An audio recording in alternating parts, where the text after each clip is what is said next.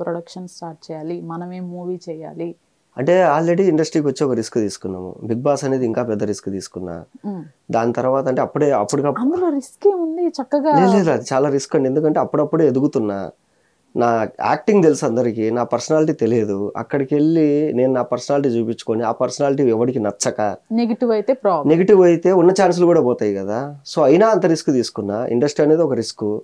2015లో ఆ రిస్క్ తీసుకున్నా, తర్వాత 2018లో ఆ రిస్క్ తీసుకున్నా, తర్వాత ఒక 3 ఏళ్ళకి 4 ఏళ్ళకి 2020లో మళ్ళీ సినిమా తీయాలని చెప్పి మళ్ళీ ఇంకో రిస్క్ తీసుకున్నా. ఇది ఎందుకంటే రేపు మ్యారేజ్ అయ్యి పిల్లలు పుడితే మనం రిస్క్ అదే సేవింగ్స్ సైడ్ వెళ్తాం కదా, రిస్క్ తీసుకోలేం కదా.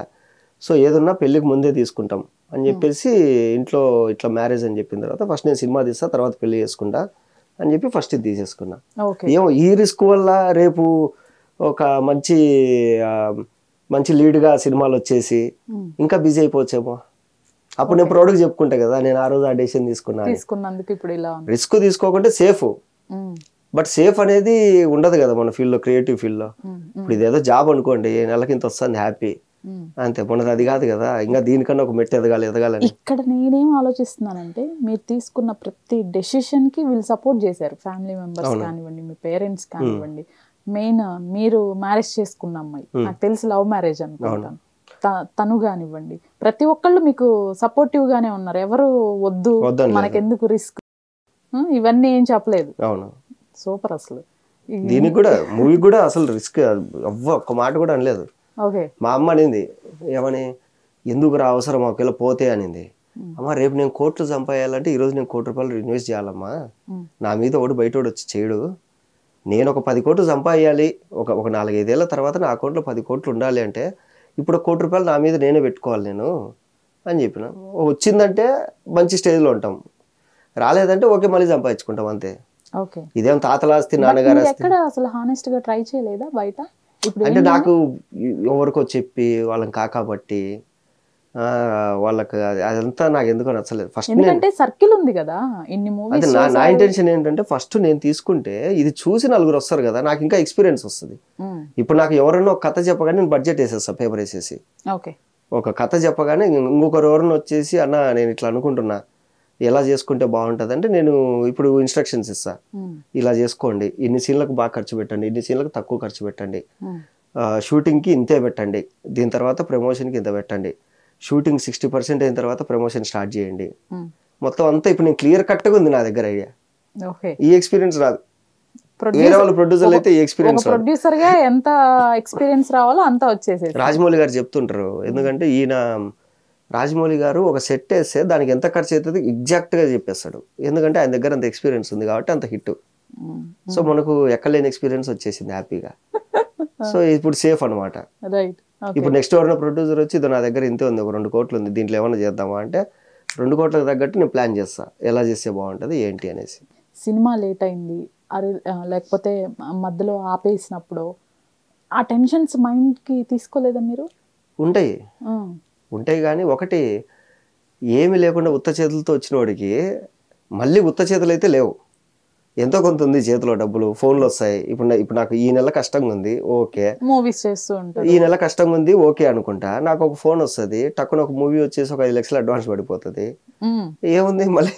అంటే ఇండస్ట్రీకి వచ్చిన కొత్తల్లో కన్నా ఇప్పుడైతే రిస్క్ లో లేను కదా, అప్పటికన్నా ఇప్పుడు హ్యాపీగానే ఉన్నా. ఇప్పుడు జనరల్ గా కొంతమంది డైరెక్టర్స్, కొంతమంది బ్యానర్స్, ఇప్పుడు మీరు ఇందాక అన్నారు వెన్నెల కిషోర్ గారు లేకపోతే సత్య, అట్లనే కొంతమంది డైరెక్టర్స్, కొంతమంది బ్యానర్స్లో ఒక ఐడియా ఉంటుంది, మన మూవీ వస్తుందంటే మహేష్ విట్టాకి ఏదో ఒక రోల్ ఇవ్వాలి, మనోడు మనం ఏదో ఒక రోల్ ఇవ్వాలి అని కొంతమంది ఉంటారు. అలా ఎవరైనా ఉన్నారా మీకు? ఇప్పటి వరకు ఎవరు లేరండి. ఇప్పటి వరకు లేరు. ఒక 4-5 ఏళ్ళు దాటితే మా ఫ్రెండ్స్ అందరు డైరెక్టర్లు అవుతారు. అప్పుడు నా కొడుకులు అంతా సచ్చినట్టు ఇవ్వాల్సిందే నాకు. ఇప్పుడు మీరు సత్యాన్ని చూసుకోండి, సత్య ఎప్పటి నుంచి ఉన్నాడు? సత్య నాకు తెలిసి స్వామిరారా నుంచి మనోడికి బాగా, స్వామిరారా ముందు పిల్ల జమీందారికి అసిస్టెంట్ డైరెక్టర్ అయినా, పిల్ల జమీందారికి ముందు చాలా సినిమాలు తీసినాడు, అప్పటి నుంచి ఉన్నాడు కాబట్టి ఇప్పుడు బిజీ అయ్యాడు. వెన్నెల కిషోర్ అన్న ఇప్పుడు వెన్నెల 1.5 సినిమాకి వచ్చాడు, అప్పటి నుంచి ఉన్నాడు కాబట్టి ఇప్పుడు బిజీగా ఉన్నాడు. అది సో నెక్స్ట్ బిజియెస్ట్ మనం వెయిట్ చేయాలి, ఇండస్ట్రీ మనకు టైం ఇస్తుంది, ఆ టైం వరకు వెయిట్ చేయాలి అంతే.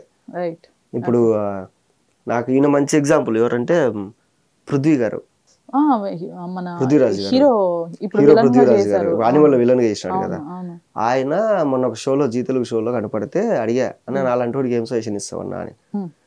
అరే నువ్వు ఎప్పుడు చూసినావు అని అన్నాడు. పెళ్లి టైంలో మీ పాటలకు డ్యాన్స్లు వేసేవాళ్ళం అన్నా గల్లీలలో అంటే, అప్పుడు నేను పెద్ద స్టార్ రా, దాని తర్వాత కొంచెం డౌన్ అయిపోయి టీవీ షోస్కి జడ్జికి వెళ్ళి, తర్వాత అదే టీవీ షోస్కి హోస్ట్కి వెళ్ళి, తర్వాత సీరియల్స్ చేసుకొని ఇలా సర్వైవ్ అవుతూ వచ్చాయి ఇన్ని రోజుల నుంచి. ఇప్పుడు యానిమల్ సినిమా వచ్చింది నాకు. యానిమల్ తర్వాత ఒక 3 daysలో 14 సినిమాలు సైన్ చేసి పడేసా. నువ్వు ఎప్పుడైతే పెళ్లి టైంలో నన్ను చూసినావో అప్పటికన్నా ఇప్పుడు నేను బిజీగా ఉన్నా. ఎందుకున్నా? ఇండస్ట్రీలోనే ఉన్నా, ఇక్కడే ఉన్నా, ఏదో ఒక పని చేసుకుంటూ ఉన్నా. సో మనం ఏంటంటే ఇండస్ట్రీలోనే ఉండాలి.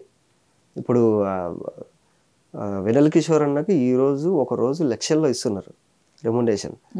ఇదే ఈయనకి దూకుడు టైంలో 10,000 లోపలే ఆయన రెమ్యునరేషన్. ఆయన ఏంటి ఉన్నాడు. నేను ఎందుకు ఐటీ జాబ్ వదిలేసి ఈడు ఉండాలి, ఎందుకు ఈ డబ్బులకు నేను పని చేయాలి అనుకోలే. వెయిట్ చేసినాడు. ఇప్పుడు పవన్ కళ్యాణ్ గారు ఇప్పుడు ఈ రేంజ్ లో హిట్ కొట్టినారు. ఆయన ఫస్ట్ రాగానే హిట్ కొట్టాలనుకోవడము, అది కొడితే అదృష్టము, కొట్టలేదంటే ఓకే వెయిట్ చేయాలి. ఆయన 10 ఏళ్ళు నిలబడ్డాడు కాబట్టి ఈ రోజు ఛాన్స్ వచ్చింది ఆయనకి. మనం ఇంకా 10 ఏళ్ళు కాలేదండి, 6 ఏళ్ళు అయింది అంతే. బట్ ఈ 6 ఏళ్లలో కూడా ఇంతవరకు రావటం గ్రేటే కదా. అదే 6 ఏళ్ళలో నేను ఎన్ని డెసిషన్స్ తీసుకున్నా, ఇంత హ్యాపీగా ఉన్నా. ఒకప్పుడు నడుచుకుంటూ తిరిగేవాడిని, బైక్ కొన్నా, కారు కొన్నా. ఇప్పుడు హైదరాబాద్ లో నాకంటే ఒక సొంత ఇల్లు ఉంది, అకౌంట్ లో బ్యాంక్ బ్యాలెన్స్ ఉంది. నేను ఒక 2 కోట్లు పెట్టి ఒక ఇన్వెస్ట్మెంట్, ఒక మూవీ రెడీగా పెట్టుకున్నా నేను. సో మంచి వైఫ్, మంచి ఫ్యామిలీ, హ్యాపీగా ఉన్నా నేను ఇప్పుడు. వైఫ్ అన్నారు కాబట్టి ఆ స్టోరీ చెప్పండి. అసలు అమ్మాయి ఎవరు, ఎలా జరిగింది? నేను హైదరాబాద్ లో ఎక్కువ తిరిగేవాడిని కాదు. నా ఫ్రెండ్స్ అంతా బెంగళూరు, చెన్నై, తర్వాత పూణే, ఇక్కడ అంతా సెటిల్ మొత్తం మా ఫ్రెండ్స్ జాబ్ చేసుకుంటారు.